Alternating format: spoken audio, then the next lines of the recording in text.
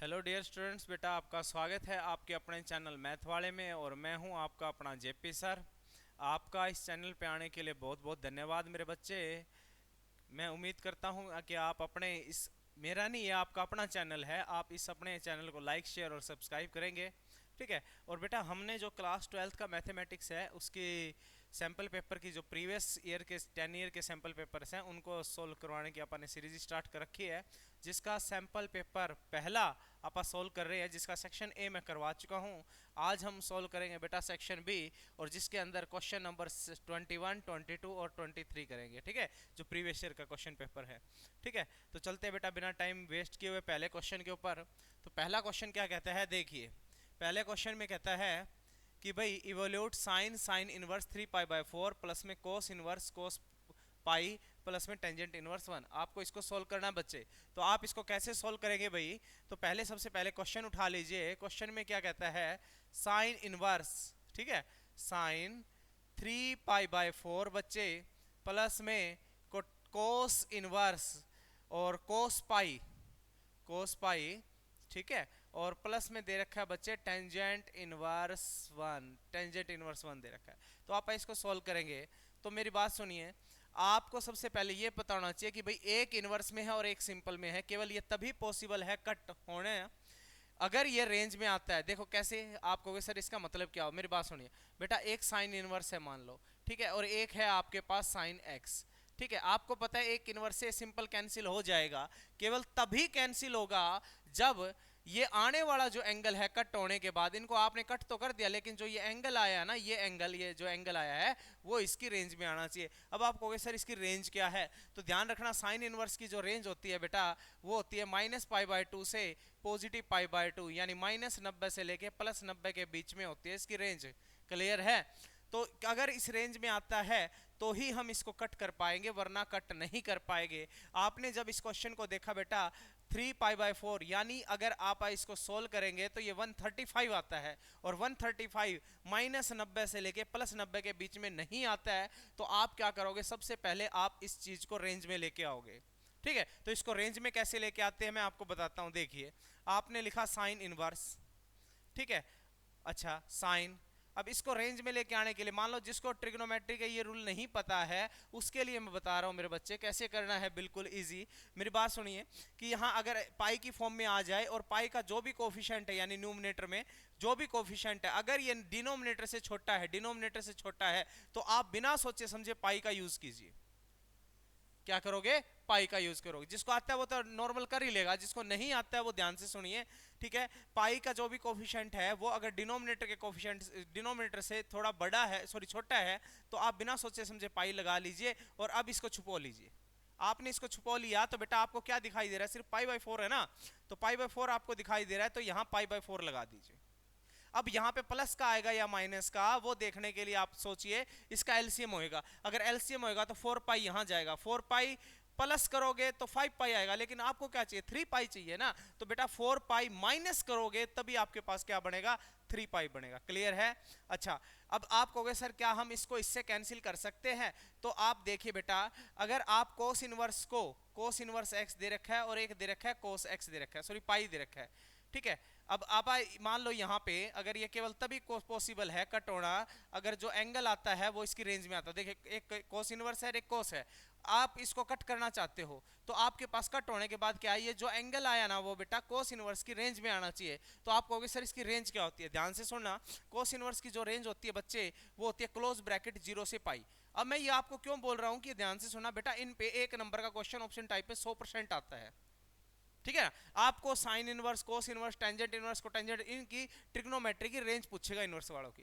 तो इसलिए आपको दो रेंज तो अगर याद नहीं है तो यही याद हो जाएगी। साइन इनवर्स से साइन इनवर्स को कैंसिल केवल तभी कट कर पाते हो जो ये एंगल है वो अगर उसकी रेंज में आए। तो साइन इनवर्स की रेंज क्या है? -π/2 से बेटा +π/2 है।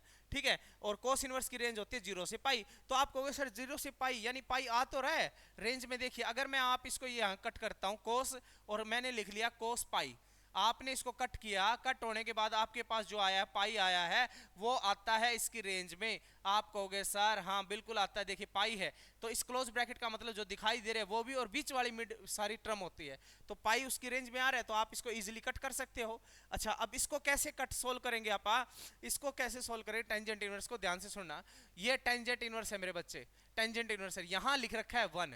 अब एक टेंजेंट इनवर्स है तो अंदर सिंपल टेंजेंट इनवर्स चाहिए, तो सिंपल टेंजेंट इनवर्स के लिए आप ये देखिए बाहर कौन है, टेंजेंट इनवर्स है ना, तो आप देखिए अंदर 1 है, तो 1 को 1 टेंजेंट इनवर्स 1, यानी बाहर किसका क्वेश्चन है, टेंजेंट का, तो आप देखिए 1 कहां पर होता है टेंजेंट, बाहर टेंजेंट इनवर्स है, तो आप इसको देखिए 1 कहां पे होता है, टेंजेंट 1 कहां पे होता है, तो आप कहोगे सर पाई बाय 4 पर होता है। बेटा पाई बाय 4 पर तो काफी वैल्यू होती है, तो आप इसको खाली पाई बाय 4 नहीं लिखोगे, आप लिखोगे टेंजेंट पाई बाय 4। क्या लिखोगे मेरे बच्चे, टेंजेंट पाई बाय 4 लिखोगे। क्लियर है? अब एक इनवर्स से कैंसिल हो जाएगा, तो ये जो रेंज ये पाई बाय 4 आया ना, आप देखिए क्या इसकी रेंज में आता है, इसकी रेंज होती है बेटा open bracket minus pi by 2 से पॉजिटिव पाई बाय 2, यानी जो दिखाई दे रहा है ये नहीं है, बीच की सारी वैल्यू है।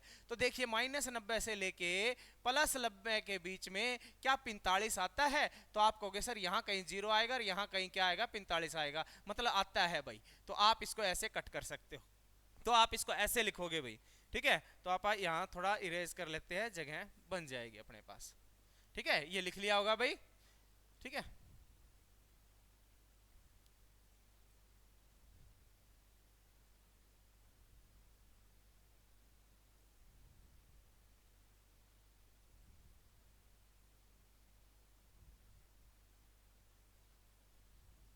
हाँ जी। अच्छा, अभी आपने ये चीज सीख ली है, तो अभी आप इसको सोल्व करते हैं। क्लियर है?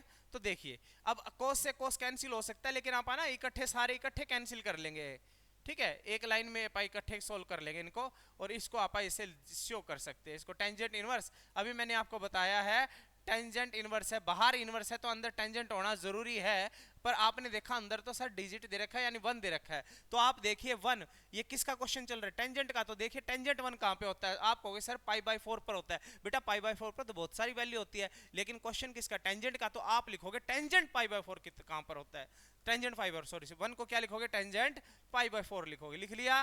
ठीक है भाई। अच्छा, अब इसको चेंज कीजिए, साइन इनवर्स, ठीक है। अब आपको पता है पाई पे नो चेंज, पाई पे नो चेंज, पाई पर और 2 पाई पे कोई चेंज नहीं होता। अगर एंगल में कुछ ऐसी गड़बड़ आ जाती है जहां पाई या 2 पाई में से कुछ माइनस है, ठीक है, या पाई बाय 2 में या 3 पाई बाय 2 में से कुछ माइनस है या प्लस है, तो बेटा आपको यह पता होना चाहिए कि पाई पर और 2 पाई पर कोई चेंज नहीं होता। अगर बाहर साइन है तो बेटा यहाँ पे क्या आ जाएगा, साइन का साइन आ जाएगा और उसको एंगल मिल जाएगा भाई, ये एंगल मिल गया। अब उसको यहां हटने से पहले आपको यह पता होना चाहिए कि यहां पर साइन कौन सा आएगा। उस साइन के लिए आप देखिए साइन पाई माइनस जा रहा है, कौन जा रहा है, स्टेटमेंट कौन सी थी, ये तो इसका आंसर है ना।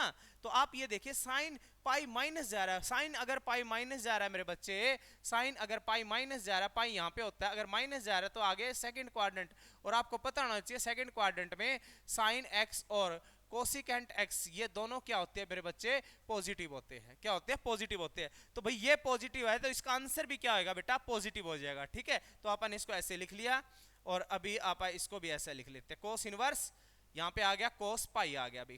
क्लियर है? ठीक है, इकट्ठा हम इनको सोल्व कर लेंगे।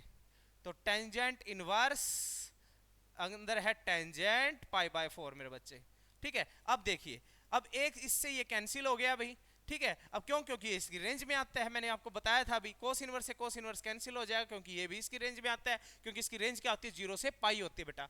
अब ये इससे कैंसिल हो जाएगा क्योंकि इसकी रेंज होती है open bracket minus pi by 2 से पॉजिटिव पाई बाय 2 होता है, वो भी रेंज में आता है। तो सारे रेंज में आते हैं भाई, तो इनको आप कैंसिल कर सकते हैं बच्चा, वरना कैंसिल नहीं कर पाते, ध्यान रखना। तो पाई बाय 4 यहाँ पे आ गया, पाई प्लस में आपके पास आ गया पाई बाय 4 आ गया। अब ये चीज आ गई, आप इसका एलसीएम ले लीजिए। क्लियर है? अगर आप इसका एलसीएम ले लोगे तो देखिए क्या बनेगा, यहाँ पे आपको दे रखा था पाई बाय 4 प्लस में पाई, प्लस में दे रखा है मेरे बच्चे पाई बाय 4। एलसीएम ले लोगे तो टोटल आ जाएगा आपके पास 4, 4 से 4 कैंसिल, ऊपर बच गया पाई। अब इसके कुछ नीचे कुछ नहीं था तो आपने 1 लगा के पूरा एलसीएम 4 ले लिया है। अब 1 आके इसको डिवाइड करेगा, रिजल्ट आया 4, 4 ऊपर मल्टीप्लाई में चला गया मेरे बच्चे, तो 4 पाई आ गया। अब इसके पास जाएगा तो 4 से 4 कैंसिल, ऊपर गया 1 मल्टीप्लाई पाई आ गया। अब देखिए 4, 5 और 6 पाई आपके पास आ चुका है, डिवाइड में आपके पास मेरे बच्चे 4 था, तो आप इसको कट कर सकते हो, 2 3 6, 3 पाई बाई में 2 दूनी 4, तो आपके पास मेरे बच्चे ये रिजल्ट आ चुका है। क्लियर है? तो इसमें कोई भी डाउट है किसी प्रकार का तो आप पूछ सकते हैं। क्लियर है भाई? ठीक है, कोई और डाउट है तो बोलो भाई, तो आप इसका स्क्रीनशॉट ले सकते हैं मेरे बच्चे। देखिए क्वेश्चन का, अब अगले क्वेश्चन पे इसने बोला है draw the graph of cos inverse, जहां पर आपको x की वैल्यू मतलब जो रेंज होती है, सॉरी डोमेन होती है। चलो करते हैं इस क्वेश्चन को भी, आप कर लिया नोट? चलते हैं भाई नेक्स्ट क्वेश्चन पे। देखिए मेरे बच्चे, इसमें दे रखा है draw the graph of cos inverse x। आपको कोस इनवर्स x का क्या निकालना है मेरे बच्चे? ग्राफ बनाना है। ठीक है, कोस इनवर्स x का क्या बनाना है मेरे बच्चे? ग्राफ बनाना है। वेयर जो x है वो ये वैल्यू दे रखी है, आल्सो राइट द रेंज, इसकी रेंज में लिखनी है। तो मेरे बच्चे क्वेश्चन था y is equal to cos x। मैं आप कहोगे कि सर क्वेश्चन में तो दे रखा कोस इनवर्स x का ग्राफ बनाइए, लेकिन आप हमें कोस x का ग्राफ क्यों सिखा रहे हैं? मेरे बच्चे अगर आपको कोस का ग्राफ आ गया ना तो इनवर्स का ग्राफ बिल्कुल ही इजी है, और उसको अपन 9th क्लास में जैसे ग्राफ बनाते थे बिल्कुल उसी पैटर्न से आप बना सकते हैं। कोई कोई ये नहीं है कि भाई हाँ पता नहीं क्या चीज है कैसे बनेगा, ऐसा कुछ नहीं है भाई, बिल्कुल इजी है। मेरी बात मानिए, आप पहले कोस एक्स का ग्राफ सीखिए, उसके बाद में आप कोस इनवर्स का आप कहोगे सर ये तो काफी इजी है। ठीक है, अच्छा मेरी बात सुनो बेटा, सबसे पहले कोस एक्स का ग्राफ आप सीखते हैं। y is equal to cos x, जहां पर ये जो x है, x होता है मतलब क्या है कि कोस x मतलब x की जो वैल्यू है r है, r का मतलब है रियल वैल्यू। इसका मतलब क्या है, मेरी बात सुनिए, अगर मैंने आपसे कहा y is equal to x, तो x के अंदर मैं क्या रखूं कि y का आंसर आए? तो x के अंदर मैंने आपसे कहा कुछ भी वैल्यू रखो, जो रखने वाली वैल्यू होती है ना, जो आप रखते हैं, ठीक है, वो होती है बेटा डोमेन। क्या होती है? डोमेन। और जो आंसर आ रहा है ना वो होता है रेंज। क्या होता है? रेंज। लेकिन डोमेन का मतलब आप कुछ भी रखो, कुछ भी रखो, लेकिन ध्यान रखना है जब आप कुछ भी रखो तो उस चीज पे आपको ध्यान ये रखना है कि जो आप वैल्यू रख रहे हो उससे फंक्शन आपका इनफाइनाइट नहीं बढ़ना चाहिए, मतलब फंक्शन एग्जिस्ट करना चाहिए। क्लियर है? अब आप कहोगे सर ये बात समझ में नहीं आई, तो देखिए भाई, अगर आपको y इज इक्वल टू आपको 1/x दे रखा है तो रखने वाली वैल्यू डोमेन होती है। अगर तू यहां पर x की जगह पर कुछ भी रख सकता है, मैंने कहा कुछ भी रख सकता है, तो तूने कहा सर मैं क्या यहां जीरो रख सकता हूं? क्या मैं यहां जीरो रख सकता हूं? तो मैंने कहा अगर तू जीरो रखेगा तो 1/0 तो इनफाइनाइट हो गया, तो फंक्शन तो एग्जिस्ट किया ही नहीं। मैंने अभी बोला है कुछ भी रख, लेकिन वो वैल्यू मत रखना जहां पर आपका जो फंक्शन है बेटा वो क्या बन जाए? आपका इनफाइनाइट बन जाए। क्लियर है? लेकिन जब तू यहां पर x की जगह पे सब कुछ रख सकता है, यानी ऐसे मैं बोल सकता हूं कि x की वैल्यू यानी बिलोंग्स टू r। r क्या है? आपका क्या है? रियल नंबर है। क्लियर है? रियल नंबर है। अब इस रियल नंबर में से मैंने बाहर निकाल दिया, क्या निकाल दिया भाई? जीरो। मैंने कहा तू जीरो नहीं रख सकता, बाकी कुछ भी रख सकता है, चाहे प्लस रख, माइनस रख, डिवाइड रख, पॉइंट रख, कोई एनीथिंग कुछ भी रख दे, लेकिन तू क्या नहीं रख सकता? जीरो नहीं रख सकता, क्योंकि जीरो रखने से फंक्शन आपका जो आंसर आने वाला वो इनफाइनाइट में चला गया। ठीक है ना? तो डोमेन वो वैल्यू है जिससे फंक्शन आपका एग्जिस्ट करे, रखने वाली वैल्यू डोमेन होती है। क्लियर है? यानी एक ब्रैकेट में अगर मैं ये बोलूं आपको x की वैल्यू यहाँ पे क्या है? डोमेन, और आने वाला आंसर y क्या है? वो बेटा रेंज है। क्लियर है? तो डोमेन अगर मैंने बोला r मतलब रियल नंबर, आप कुछ भी रख सकते हो, और y यहाँ पर दे रखा है कि -1 से 1 के बीच में ही आंसर आएगा इसका। तो उस हिसाब से आप क्या रखें, तो देखना x और y की मैंने टेबल आपको बनवा रखी है। अभी आप इसको दोबारा बना लेते हैं, ठीक है, ताकि आपको समझ में आ जाए। आप कहोगे सर ये तो यहाँ से आपने तो बिल्कुल उठा के चेप दिया यहाँ पे, तो नहीं, ऐसा नहीं है मेरे बच्चे, मैं आपको बनवाऊंगा। ठीक है ना? अब देखिए, रखने वाली वैल्यू क्या है? डोमेन, और आने वाला आंसर क्या है? रेंज। तो इसने बोला कि रख कुछ भी सकते हो, लेकिन आंसर आएगा -1 से 1 के बीच में ही, ये इसकी रेंज है।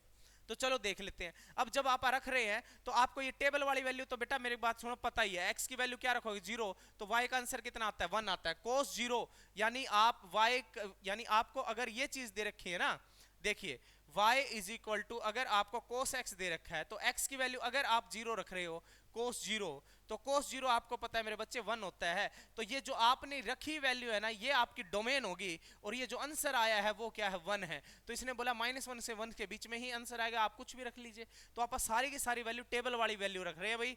ठीक है, तो टेबल वाली वैल्यू रखेंगे तो लगभग आपको वैल्यू पता है। जो नहीं पता मैं यहाँ पे आपको बनवा देता हूँ। और एक चीज ध्यान रखना कि इनवर्स का ग्राफ आपका 100% आएगा भाई। ठीक है ना? ज्यादा ज्यादा इनवर्स का ग्राफ पूछता है आपसे सीबीएसई में। ठीक है, अब मेरी बात सुनिए, y is equal to cos x, ये आपके पास वैल्यू थी, तो आपने 0 रखा तो बेटा आपको पता है रिजल्ट आएगा 1। पाई बाय 6 रखते हो यानी 30 डिग्री, तो आपका आंसर आता है √3/2। ठीक है, ये आपको पता होना चाहिए भाई। अगर आप 60 डिग्री रखते हो तो आपका आंसर आता है 1/2। अगर पाई/2 रखते हो तो आपका आंसर आता है 0।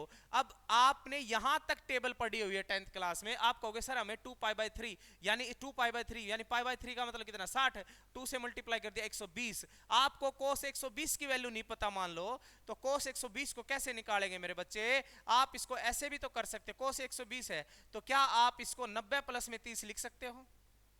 90 प्लस में 30 डिग्री लिख सकते हो क्या? cos 120 को लिख दोगे? आप कहोगे सर बिल्कुल लिख देंगे। अब मैंने आपको यह बताया कि एंगल में अगर कभी भी ऐसी कोई गड़बड़ आती है, यानी 90 प्लस में, 90 माइनस में, पाई प्लस में, पाई माइनस में, तो आप भाई 90 पे चेंज हो जाता है। आपको पता है cos है तो क्या हो जाएगा मेरे बच्चे? साइन आ जाएगा, और जो भी एंगल है ना वो आप यहाँ एज इट इज लगा दोगे। अब आपके पास बन गया साइन 30 डिग्री। लेकिन यहां से हटने से पहले, यहां हटने से पहले मेरे बच्चे आप ये चेक कर लीजिए कि यहां पर साइन कौन सा आएगा।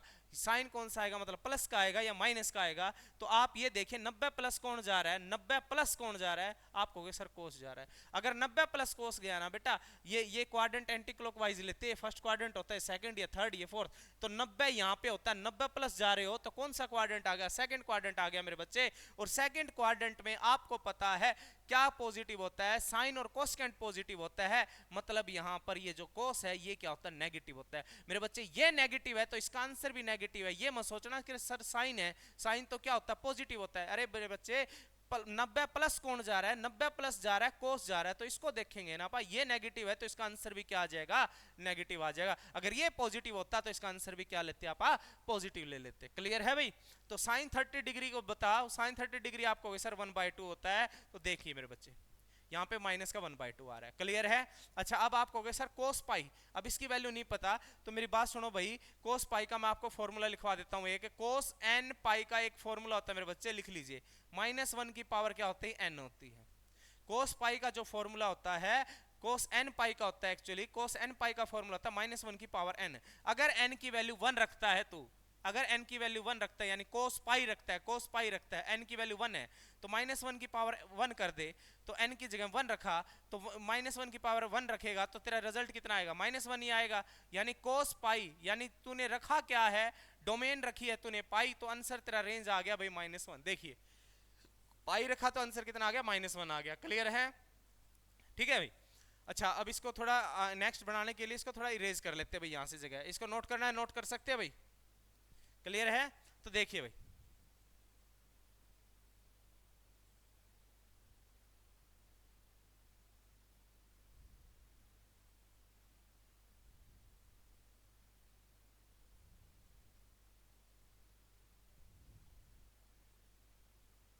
हाँ जी देखिए, अब आप कहोगे सर ये आ गया -π/3, हमें π/3 यानी 60 डिग्री की वैल्यू तो पता है, कोस की 1/2 होती है, लेकिन -π/3 की वैल्यू नहीं पता। ये भी पॉजिटिव दे रखी है और ये भी पॉजिटिव दे रखी है। तो देखिए बेटा, अगर आपको कोस और सीकेंट में अगर एंगल में कभी भी नेगेटिव मिलता है, 10th क्लास में हमने देखा है इसको कि भाई यहाँ पे इस नेगेटिव को हटा देते हैं, यानी आपका पास कोस पॉजिटिव ही आ जाता है। क्यों आता है? अब आपको इसका +2 में रीजन पता चला है, क्योंकि जो इसकी रेंज होती है बेटा वो क्या होती है? 0 से पाई ले लेते हैं, यानी पॉजिटिव रेंज ले लेते हैं, जिसके अंदर आपका नेगेटिव का कोई रोल नहीं है। इसलिए इस नेगेटिव को आप क्या कर देते हैं? हटा देते हैं, रिजेक्ट कर देते हैं। तो एंगल में कभी भी नेगेटिव है ना, तो उसको आप पॉजिटिव मान लो, उसके हिसाब से आंसर निकाल लो। तो आप कहोगे सर -π/3 दे रखा है, देखिए कोस -π/3 दे रखा है मेरे बच्चे। अगर ये -π/3 तो नेगेटिव को हटा दे तो तेरे पास बच गया कोस π/3, यानी कोस 60 डिग्री बच गया, और कोस 60 डिग्री की वैल्यू तेरे को पता है 1/2 होती है। देख ले, अब ये आ गया वही सेम, नेगेटिव को हटा देना बेटा, 2π/3 की वैल्यू देख मैं यहां बता चुका हूं तेरे को, ये आपके पास आ जाएगा नेगेटिव पाई। अब आप कहोगे सर कोस नेगेटिव पाई नेगेटिव हटा दे भाई, तो कोस की वैल्यू क्या होगी तेरे पास? क्या होगी? -1 होगी। अब देख मेरी बात सुन, यहां इसको इसमें थोड़ी सी प्रॉब्लम आएगी तेरे को, तो ऐसा लिख, मेरी बात सुन, कोस तेरे को दे रखा है -π। अब मैंने तेरे को कोस n पाई का फॉर्मूला क्या बताया था? क्या फॉर्मूला होता है देख, कोस n पाई का मैंने तेरे को 1 मिनट पहले अभी फॉर्मूला बताया था। कोस n पाई का फॉर्मूला होता है -1 की पावर n। अगर यहाँ पे -π है तो n की वैल्यू कुछ नहीं है, तो 1 तो है ना मेरे बच्चे, 1 तो है ना, तो तू लिखेगा -1 की पावर क्या लिखेगा? -1 लिखेगा। जब तू इसको नीचे लेके जाएगा तो आप डिनोमिनेटर में लेके जाएगा तो 1/, में क्या आ जाएगा? -1 आ जाएगा, इसकी पावर पॉजिटिव हो जाएगी। तो माइनस को यहाँ लगा, चाहिए यहाँ लगा, 1 से 1 कैंसिल हो जाएगा, तो तेरे पास आ जाएगा रिजल्ट -1। वो इस रीजन से लिख रखा है मेरे बच्चे। क्लियर है? तो आपको टेबल बन चुकी है, बस इसको 9th क्लास में जैसे ग्राफ के ऊपर प्लॉट करते थे बिल्कुल वैसे ही करना भाई। ठीक है, तो इसको रफ कर देते हैं बेटा यहां से, अगर नोट करना है नोट कर लीजिए भाई। ठीक है, कर दे रफ इसको।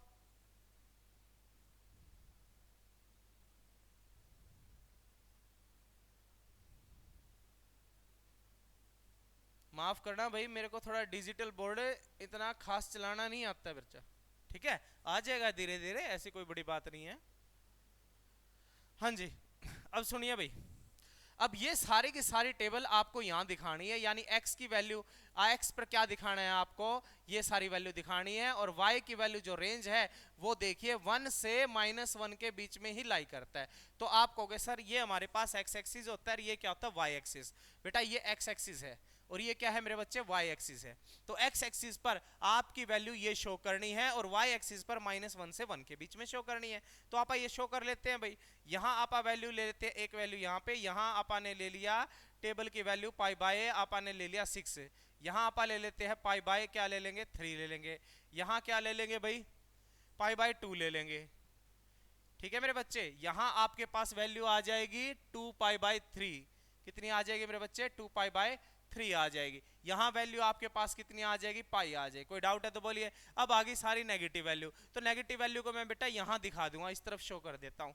जहां ये पॉजिटिव उस तरफ दिखाई है नेगेटिव एक्स, यहाँ कौन सा एक्स होता है नेगेटिव एक्स, और यहाँ क्या लेते हैं अपन नेगेटिव वाई ले लेते हैं। तो नेगेटिव वैल्यू को यहाँ दिखा दे भाई, नेगेटिव पाई बाय 6 आ जाएगा, नेगेटिव पाई बाय 3 आ जाएगा, नेगेटिव पाई बाय 2 आ जाएगा मेरे बच्चे, ये नेगेटिव आ जाएगा भाई। ठीक है, और फिर कितना आ जाएगा नेगेटिव आपके पास आ जाएगा 2 पाई बाय 3 आ जाएगा, और फिर नेगेटिव क्या आ जाएगा मेरे बच्चे, नेगेटिव आ जाएगा पाई आ जाएगा भाई, यहाँ दिखा दिया देखिए। ठीक है, कोई डाउट है तो बोलिए, कर लोगे। अच्छा, और y की जो वैल्यू है वो +1 से -1 तक है, तो +1 से -1 तक है, तो मैंने यहाँ दिखा लिया कि यहाँ आपके पास 1 2 3 4 यहाँ तक दिखा देते। यहाँ आपा ने +1 दिखा दिया और यहाँ क्या दिखा देंगे भैया आपा, इसको -1 दिखा देंगे। क्लियर है मेरे बच्चे, प्लस और माइनस दिखा देंगे। ठीक है, थोड़ा गैप का आगे पीछे हो जाए तो कोई प्रॉब्लम नहीं है, आप ग्राफ में बढ़ाओगे तो आप एग्जैक्ट बना लेना। ठीक है, अच्छा अब सुनिए इसने बोला क्या है।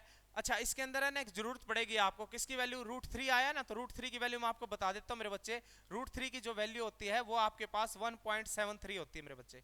जब आप इसको 2 से डिवाइड करोगे, यानी √3 बाई में 2 से डिवाइड करोगे, इसकी वैल्यू को √2 से डिवाइड करोगे, तो आपके पास जो आंसर आएगा 0.86 आएगा भाई। अब 0.86 कैसे आएगा, मेरी बात सुनो, अगर आपने इस वैल्यू को 1 मानना है ना, ये 1 मानना है, तो यहाँ कहीं आपका हाफ होएगा, और हाफ से थोड़ा सा ऊपर, ठीक है ना, थोड़ा सा ऊपर आपका यहाँ क्या आ जाएगा भाई, ये यहाँ जो वैल्यू है वो √3/2 की वैल्यू है, ध्यान रखना ये पॉइंट। ठीक है, और यहाँ ही ऐसे यहाँ क्या आएगा आपका हाफ आ जाएगा, और यहाँ आज थोड़ा सा आगे यहाँ पे क्या आ जाएगा आपका, इस पॉइंट पर √3/2 की वैल्यू है। ठीक है, ये यूज में आएगी, मैं बता देता हूँ आपको, यानी ठीक है √3/2 का मतलब आपके पास कितना है 0.86 वैल्यू है मेरे बच्चे। चलो ग्राफ के ऊपर प्लॉट करते हैं भाई, ग्राफ के ऊपर बिल्कुल प्लॉट करोगे, x की वैल्यू 0 y की वैल्यू 1, तो x की वैल्यू 0 और y की वैल्यू 1 देखिए कहां पे है, x की वैल्यू 0 और y की वैल्यू 1, x की वैल्यू 0 ये रही मेरे बच्चे, x की वैल्यू 0 ये रही, और y की वैल्यू 1 है ये रही, ये वाला पॉइंट है। x की वैल्यू 0 है तो उस टाइम पे y की वैल्यू 1 है, तो ये वाला पॉइंट है, x की वैल्यू 0 और y की वैल्यू 1 है। क्लियर है।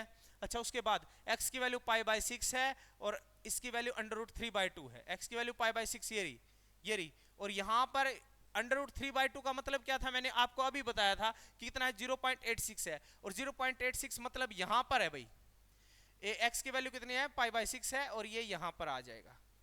यहाँ तक कोई डाउट है तो बोलो, ये वाला पॉइंट आ गया। क्लियर है। अच्छा, आगे देखिए, x की वैल्यू कितनी है π/3 और y की वैल्यू कितनी है बेटा 1/2, x की वैल्यू π/3 और इसकी वैल्यू है 1/2। क्लियर है, यहाँ आ गया। अब आगे देखिए, x की वैल्यू कितनी है π/2 और इसका आंसर जो है ये y का आंसर है 0। क्लियर है। अच्छा, अब आप दिखाएंगे x की वैल्यू 2π/3 और y का आंसर है -1/2। तो देखिए यहाँ पे ये सारी नेगेटिव वैल्यू थी। x की वैल्यू कितनी है मेरे बच्चे, x की वैल्यू है π/2 और y का जो आंसर है ना वो आपको दे रखा -1/2। बेटा यहाँ पर ये -1 है तो यहाँ कहीं आपका -1/2 होगा। देखिए आप इसको मिला लोगे ऐसे ऐसे, तो यहाँ पर आपके पास आ जाएगा। ठीक है, उसके बाद देखिए क्या कहता है ये होगी, उसके बाद सुनिए ये कहता है x की वैल्यू पाई, x की वैल्यू पाई, और इसका आंसर कितना है -1 है। x की वैल्यू पाई कहाँ पे, ये रही, तो ये रही, और y का आंसर कितना है बेटा -1 है। तो आप इसको यहाँ ऐसे जाओगे, देखना यहाँ ऐसे जाओगे, तो यहाँ इसको ऐसे डिनोट कर दोगे। इसमें कोई डाउट है तो बोलिए, ठीक है। अच्छा, और अब नेगेटिव वाली वैल्यू को दिखा देते हैं भाई। तो x की वैल्यू अभी आपके पास कितनी है, कौन कौन सी ले रखी है अपन ने, x की वैल्यू -π/3 है। तो -π/3 का है, ये रहा -π/3। तो उस टाइम पे y कितना है मेरे बच्चे, 1/2 है। तो x की वैल्यू -π/3, तो y की वैल्यू है बेटा पॉजिटिव 1/2, ये रहा। अच्छा, उसके बाद देखिए x की वैल्यू -2π/3 है और y की वैल्यू -1/2 है। तो x की वैल्यू कितनी है, -2π/3, ये रहा -2π/3, और 1 इसकी वैल्यू है -½ -½ कहाँ पे है मेरे बच्चे, ये रहा -½ कहाँ लिया था अपन, ये वैल्यू ली थी, ये रही। तो यहाँ आ जाएगी भाई, ये वाला पॉइंट आ जाएगा, क्लियर है। अच्छा, उसके बाद x की वैल्यू है पाई, -π, और y का आंसर है -1, ये रहा। तो -1 कहाँ आ जाएगा, यहाँ आ जाएगा भाई, यहाँ देखिए यहाँ आ जाएगा आपका। देखो ये यहाँ से ऐसे चलोगे और यहाँ से ऐसे चलोगे। अब इन सभी पॉइंटों को बेटा मिट कर देते हैं, आप मिला देते हैं, तो देखना आपका कुछ ग्राफ कुछ ऐसा बनेगा। देखना ये सारे पॉइंटों को आप मिला देते हैं, ये ऐसे आ जाएगा मेरे बच्चे, ठीक है। यहाँ पे से पॉइंट और भी आएगा, थोड़ा सा डाइवर्ट हो जाएगा यहाँ पे, ठीक है। तो ये मेरी बात सुनिए, ये वाला ग्राफ आपके पास आ चुका है। अब आगे जैसे चलोगे तो ये बिल्कुल ऐसे ही चलेगा, इसी पैटर्न में चलेगा। तो आप इसको ग्राफ को यहाँ तक शो कर देते हैं, ये वाली, यहाँ जो वैल्यू आई है ये वाली, और यहाँ वैल्यू आई है ये वाली भी शो कर देते हैं। मतलब आपका जो ग्राफ बना ना मेरे बच्चे, ये बन गया cos x का, ठीक है। तो अब आप चलते हैं भाई किस पे, cos इनवर्स x पे। बेटा मेरी बात सुनो, cos इनवर्स का मतलब क्या है। अगर मैंने एक ब्रैकेट में आपको x और y लिखा, और मैं आपसे ये बोल रहा हूं ये डोमेन है, और ये क्या है, रेंज है, यानी ये वैल्यू आप फंक्शन में रखते हो और y का आंसर आता है, मतलब ये डोमेन और ये क्या है, रेंज। इनवर्स का मतलब है बेटा उल्टा हो गया, अपोजिट हो गया। तो x y बन गया और y x बन गया। मतलब अब जहां पर ये जो चीज है वो क्या बन जाएगी, डोमेन बन जाएगी, और ये रेंज बन जाएगी। आप कहोगे सर कैसे, देखिए अगर 3 2 लिख रखा है तो ये डोमेन है, ये क्या है, रेंज। अगर आप इसका इनवर्स करते हो तो पलट गया बेटा, तो 2 और 3 बन गया, ये डोमेन बन गया और ये क्या बन गया, रेंज बन गया। अब मेरी बात सुनिए, अब अगर मैं यहां पे इनवर्स लगा देता हूं, अगर ये cos x है, अगर मैं बोलता हूं बेटा cos इनवर्स है, तो मतलब इनवर्स हो गया ना, तो इनवर्स हो गया, जो ये x की वैल्यू है ना सारी, ये किसकी बन जाएगी, y की बन जाएगी, और y की वैल्यू है मेरे बच्चे वो किसकी बन जाएगी, x की वैल्यू बन जाएगी। इतना सा चेंज आएगा और कुछ भी नहीं है।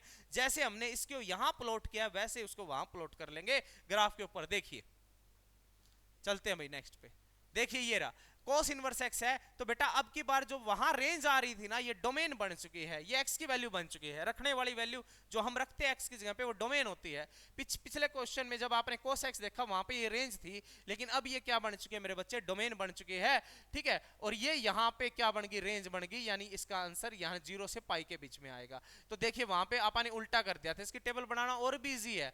तो x की y कर दो और y की x कर दो, ऊपर नीचे कर दो, बाकी बिल्कुल सारा डिट्टो सेम है, ठीक है ना। x की तो आपने बनाई थी ना, cos x की तो वैल्यू टेबल बनाई थी, वो सारी बस अपोजिट हो जाएगी। तो x की जगह पे आप यहां से यहां तक डिनोट करोगे, और y का आंसर आपका 0 से लेके पाई तक आएगा। तो y का यानी x की वैल्यू क्या आएगी, 1 से -1 दिखाओगे, तो 1 आप यहां दिखा दोगे मेरे बच्चे, और -1 कहां दिखा दोगे भाई, यहां दिखा दो, क्लियर है। उसके बाद आप दिखाओगे किसकी वैल्यू दिखाओगे भाई, y की वैल्यू। ये सारी की सारी y की वैल्यू यहां प्लॉट कर देंगे आप, देखना क्या आ जाएगा। यहाँ पर शो कर लेते हैं π/6, ठीक है। उसके बाद आप शो कर लेते हैं मेरे बच्चे कितनी, कौन सी वैल्यू शो करेंगे, π/3 कर लेंगे। उसके बाद कितना आ जाएगा, π/2 आ जाएगा। उसके बाद आप क्या कर लेंगे, 2π/3 ले लेंगे भाई, और यहाँ आपका कितना आ जाएगा, पाई आ जाएगा, क्लियर है। अब ऐसे ही बिल्कुल नीचे आप शो कर देंगे भाई, तो यहाँ आप क्या कर लेंगे, -π/6 शो कर लेंगे। यहाँ आपके पास कितना आ जाएगा, π/3 आ जाएगा नेगेटिव का। यहाँ आपके पास नेगेटिव का π/2 आ जाएगा, ठीक है। और उसके बाद आपका क्या आ जाएगा, नेगेटिव का 2π/3 आ जाएगा, और यहां आप डिनोट कर दोगे मेरे बच्चे पाई डिनोट कर दोगे नेगेटिव में, क्लियर है। तो ये x एक्सिस था आपका, और ये मेरे बच्चे y एक्सिस था। और अब की बार ये जो है आपके पास यहां पर x की वैल्यू डोमेन है, और ये क्या बन गई, रेंज बन गई। जो cos की टेबल बनाई थी उसको ऊपर नीचे कर दो, कहने का मतलब जो वहां पर आपके पास ये वैल्यू थी पलट गई, जो डोमेन थी वो रेंज होगी, जो रेंज है वो डोमेन होगी, और कुछ भी नहीं करना मेरे बच्चे। यहां पर अब की बार आपकी डोमेन ये है और रेंज ये है। डोमेन मतलब एक्स की वैल्यू, तो एक्स एक्सिस पर आपका -1 से 1 के बीच में रहेगा भाई, और रेंज है आपने ये देखो, ये आपने यहां शो कर दी, बस इसको प्लॉट करना है अभी। तो एक्स की वैल्यू 0 है तो वाई की वैल्यू, सॉरी एक्स की वैल्यू 1 है तो उस टाइम पे वाई की वैल्यू 0 है। तो देखिए इसे आप ब्लैक मार्कर से शो कर लेते हैं। एक्स की वैल्यू क्या है बेटा 1, तो उस टाइम पे वाई की वैल्यू 0 है, तो एक्स की वैल्यू 1 ये रही, तो y की वैल्यू 0 है, तो मतलब ये वाला पॉइंट हो गया। दूसरा पॉइंट देखिए, x की वैल्यू 3√3/2 है और y की वैल्यू π/6 है। π/6 पर π/6 का है ये रहा, तो इसकी वैल्यू √3/2 कहाँ आएगी, देखो 0 से 1 के बीच में यहां कहीं आपका हाफ आएगा और उससे थोड़ी सी ज्यादा यहां आएगी, ये √3/2 होगी। √3/2 पर π/6 है, √3/2 पर π/6 है, मतलब ये वाला पॉइंट आ गया भाई। क्लियर है मेरे बच्चे। उसके बाद x की वैल्यू हाफ पर π/3 है, x की वैल्यू हाफ कहां पे है, x की वैल्यू हाफ ये रही बेटा, ये रही बीच में, x की वैल्यू हाफ पर π/3 है। देखिए यहां से ऐसे जाओगे, यहां से ऐसे जाओगे तो ये वाला पॉइंट आ जाएगा आपके पास, ठीक है। उसके बाद देखिए x की वैल्यू 0 और y की वैल्यू कितनी π/2, तो x की वैल्यू बेटा यहां 0 होगी और इसकी पाई की वैल्यू है वो, सॉरी y की वैल्यू है वो π/2 आ गई, ये वाला पॉइंट आ गया। उसके बाद देखो भाई x की वैल्यू नेगेटिव हाफ है और y की वैल्यू 2/3, x की वैल्यू नेगेटिव हाफ का आएगी भाई, सॉरी यहाँ पे आप आने ने क्या ले लिया मेरे बच्चे, यहाँ पे पाई ले लिया, यहाँ पे क्या आना चाहिए -1 आना चाहिए। तो ये कहता है x की वैल्यू नेगेटिव हाफ और पाई की वैल्यू, x की वैल्यू नेगेटिव हाफ लगभग यहाँ होगी बीच में, तो हाफ, और उस टाइम पे कितनी है 2π/3 है, 2π/3 कहाँ पे है भाई, ये रहा। देखिए यहाँ से ऐसे चलोगे ये हाफ है, x की वैल्यू हाफ, ऐसे चलोगे और y की वैल्यू कितनी है आपके पास 2π/3 है। क्लियर है। अच्छा अब x की वैल्यू पाई है, y की वैल्यू क्या है -1, x की वैल्यू पाई, x की वैल्यू क्या थी, सॉरी x की वैल्यू कितनी थी -1 है, तो -1 ये रहा, और y की वैल्यू क्या पाई, तो ये रही, ये वाला पॉइंट है मेरे बच्चे, देखिए ये वाला पॉइंट है, देख दिखा दिया। अच्छा उसके बाद बता x की वैल्यू कितनी है हाफ और y की वैल्यू कितनी है -π/3। x की वैल्यू हाफ कहाँ पे है भाई, x की वैल्यू तो कहेगा सर हाफ ये रही, पॉजिटिव बोल रहा है ना उसने, x की वैल्यू पॉजिटिव हाफ है, तो x की वैल्यू पॉजिटिव हाफ ये रही भाई, ये रही, और y कितना है -π/3, देखिए ये रहा, यहाँ पे ऐसे ले आया इसको, ये वाला पॉइंट है। क्लियर है, ये वाला पॉइंट आ गया। उसके बाद क्या कहता है सुनना, उसके बाद कह रहा है x की वैल्यू नेगेटिव हाफ है और पाई y की वैल्यू है -2π/3, x की वैल्यू नेगेटिव हाफ कहां पे, ये रहा, ठीक है, और y की वैल्यू कितनी है मेरे बच्चे, कितनी है देख, कितनी है -2π/3, तो x की वैल्यू नेगेटिव हाफ कहां है मेरे बच्चे, ये रही, और y की वैल्यू है -2π/3, 2π/3 कहां पे, ये रहा, यहां ये पॉइंट आ जाएगा मेरे बच्चे, देख ये बड़ा पॉइंट आ जाएगा, इसमें कोई डाउट है तो बोल भाई, कर लेगा। उसके बाद देख x की वैल्यू -1 लेनी है, तो ये आ गया नेगेटिव पाई, x की वैल्यू -1 कहां पे, ये रहा, और पाई कहां पे है नेगेटिव का, ये रहा नीचे की तरफ, यहां आ गया, देख यहां ले आ, इसको यहां ले आ भाई, देख ये सारा डिनोट कर देगा, यहां आ गया। तो मेरे बच्चा एक ग्राफ आपके पास बन चुका होगा, बस इसको मिट्टी करना है, हिलाना ही है, ये ऐसे चलेगा देख, ठीक है, ये ऐसे चलेगा मेरे बच्चे, ये ग्राफ आ जाएगा। ये ग्राफ जो आपके पास आया है y = cos इनवर्स x का ग्राफ आया है मेरे बच्चे, बना लोगे भाई इसको, ठीक है ना मेरे बच्चे। पहले आपको cos x का ग्राफ सीखना है, अगर cos x का ग्राफ आ गया, टेबल आपको पता ही होते, वही सारी वैल्यू लेनी है। उसके बाद अगर cos इनवर्स x का निकालना है तो जस्ट वैल्यू को अपोजिट कर देना, यानी जो x की वैल्यू थी y कर दे और y की वैल्यू x कर दे। 9th क्लास में जैसे आप इसको ड्रॉ करते थे बिल्कुल वैसे ही तो करना है, और क्या करना भाई इसके अंदर, कर लेगा, ठीक है भाई। चलते हैं नेक्स्ट क्वेश्चन पे। नेक्स्ट क्वेश्चन क्या है, नेक्स्ट क्वेश्चन दे रखा है, देखिए एक particle move along the curve, एक कर्व की इक्वेशन दे रखी है बच्चे, पहले उसको कर्व की इक्वेशन लिख ले। तो कर्व की इक्वेशन क्या लिखेगा तू, 3y = ax का क्यूब प्लस में 1 लिख लिया, such that at A point with x coordinate जो 1 दे रखा है, x कोऑर्डिनेट दे रखा है 1, x कोऑर्डिनेट 1, एक कर्व पर एक पार्टिकल मूव करता है, x कोऑर्डिनेट 1 है जहां पर, और y कोऑर्डिनेट इज चेंजिंग। अब देखिए मेरी बात सुनिए, y कोऑर्डिनेट इज चेंजिंग, जब भी चेंजिंग वर्ड आता है बेटा डेरिवेटिव करना है, क्या करना है मेरे बच्चे, डेरिवेटिव करना भाई। जब भी यहां पे चेंज वर्ड आया, y coordinate is changing, y coordinate change हो रहा है मेरे बच्चे, तो y कोऑर्डिनेट चेंज हो रहा है, देख मेरी बात सुन, y लिखा तूने, चेंज हो रहा है मतलब d लगा दे, ठीक है। ट्वाइस 2 गुना चेंज हो रहा है, as fast as x coordinate change, भाई साहब x कोऑर्डिनेट में चेंज तू कहेगा सर dx लगा दूं, y कोऑर्डिनेट में चेंज dy लगा दूं, लेकिन इसने ये बोला है जो y कोऑर्डिनेट है वो चेंज हो रहा है as fast as x coordinate, twice हो रहा है भाई, ये 2 गुना चेंज हो रहा है, जितना चेंज इसमें आ रहा है इसमें 2 गुना आ रहा है। मैं चाहता हूं ये इक्वल हो जाए, तो सिंपल सी बात है भाई, यहां से 2 से गुना करना पड़ेगा, इतना तेरे को पता, क्योंकि ये बड़ी वैल्यू होगी, 2 गुना चेंज हो रहा है तो मतलब ये बड़ी वैल्यू होगी, 2 गुना है ना, तो इसको इक्वल करने के लिए 2 से गुना कर दिया। अब dy बाई dx की वैल्यू निकाल ले, ये dx नीचे ले आ, तो तेरे पास बन गया dy बाई dx बन गया, तेरे पास क्या बन गया भाई 2 बन गया। इसको ना तो इक्वेशन, अगर इसको इक्वेशन फर्स्ट मान रहा है तो इसको इक्वेशन सेकंड मान के छोड़ दे भाई, सेकंड इक्वेशन क्लियर है, ये सेकंड इक्वेशन होगी। अब इसका डेरिवेटिव कर दे, डेरिवेटिव की वैल्यू यहां रख दे, इसका डेरिवेटिव करेगा 3। अब आपको बतानी थी फाइंड द वैल्यू ऑफ ए, तो यहां से ए की वैल्यू आ जाएगी, y का डेरिवेटिव क्या आएगा dy बाय dx आ जाएगा, क्लियर है। यहां पे इसका डेरिवेटिव करेगा, मेरी बात सुन बच्चा, पावर आगे पावर में से एक कम, तो a तो कोफिशिएंट है ना, इसको यहीं रहने दे, a देख a, ठीक है। अब क्या आ जाएगा, x का क्या आ जाएगा स्क्वायर आ जाएगा, देख पावर आगे आई और पावर में से एक कम हुआ है, पावर आगे 3 आगे और एक कम हो गया, बस 2 हो गया। अब कहेगा ए क्या है, ए बेटा कोफिशिएंट है, इसको एज इट इज रहने दे, कहीं लिख ली इसका आगे पीछे कोई फर्क नहीं। डिफरेंशिएशन का मतलब पावर आगे और पावर में से कम। देख अब तो इस 1 के ऊपर आया, 1 के ऊपर जैसे ही आया तो तू कहेगा सर कांस्टेंट और कांस्टेंट का डिफरेंशिएशन क्या हो जाता है मेरे बच्चे, 0 हो जाता है, लिख लिया, ठीक है। अब देख कुछ कैंसिल हो रहा है, ये तो हटा दे, 3 से 3 कैंसिल हो जाएगा, dy बाई dx की वैल्यू रख ले, कितनी है 2 है, देख 3, dy बाई dx की वैल्यू 2 रख दे, प्लस सॉरी इक्वल में भाई रफ कर देते हैं इसको थोड़ा, ठीक है, इक्वल में लगा दिया मेरे बच्चे। अब यहाँ पे 3 ए की तेरे को वैल्यू निकालनी, एक्स की वैल्यू इसने बोला एक्स की वैल्यू क्या लेनी है 1 लेनी है, एक्स कोऑर्डिनेट देख 1 दे रखा था, तो यहाँ पे तूने 1 रख दिया, ये 0 ये हटा ही दिया। अब देख कितना आ गया 3 दूनी 6, यहाँ पे कितना आ गया 3 ए आ गया, और 3 गया डिवाइड में, तो ए की वैल्यू आ गई 6/3, यानी ए की वैल्यू मेरे बच्चे तेरे पास 2 की आ गया है, क्लियर है, ये आंसर आ चुका है भाई, इसमें कोई डाउट है तो बोल जाओ, कर लेगा। चलते हैं नेक्स्ट क्वेश्चन पर। नेक्स्ट क्वेश्चन क्या कहता है, if A B and C are the 3 non zero unequal vectors है such that A dot B और ए डॉट सी दे रखा इक्वल है, then find the angle between 2 vectors, इसके और इसके बीच में एंगल निकालना है।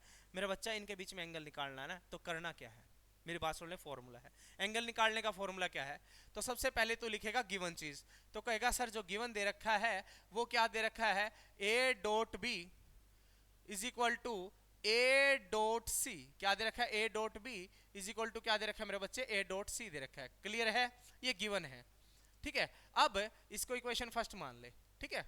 अच्छा कहता है इनके बीच में एंगल निकालना, किस किस के बीच में एंगल निकालना है, अपने को एंगल निकालना है vector A and vector B minus C के बीच में निकालना है, तो कैसे करेगा, तो लिख लेगा let theta be the angle between, किस किस के बीच में बेटा, जिस जिसके बीच में निकालना है वो यहां रख ले, vector A and vector B minus vector C के बीच में ये एंगल निकालना है।